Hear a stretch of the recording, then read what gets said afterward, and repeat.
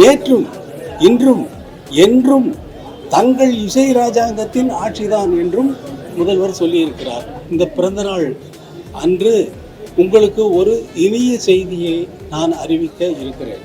வருகின்ற ஆகஸ்ட் 2ஆம் தேதி நான் லண்டனில் இசையமைத்த அந்த இசை நிகழ்ச்சியை அதே ஆர்கெஸ்ட்ரா, லண்டன் ராயல் பிலமானிக் ஆர்கெஸ்ட்ராவே இங்கே வந்து தமிழக மக்களுக்கு, என்னுடைய மக்களுக்கு, என்னுடைய நாட்டு மக்களுக்கு அவர்கள் முன்னால் இசைக்கப் போகிறேன் என்ற நல்ல செய்தியை தெரிவித்துக் கொள்கிறேன்.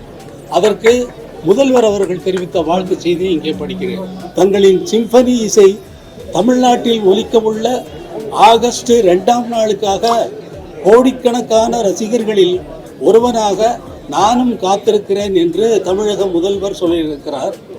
நேற்றும் இன்றும் என்றும் தங்கள் இசை ராஜாங்கத்தின் ஆட்சிதான் என்றும் முதல்வர் சொல்லியிருக்கிறார்.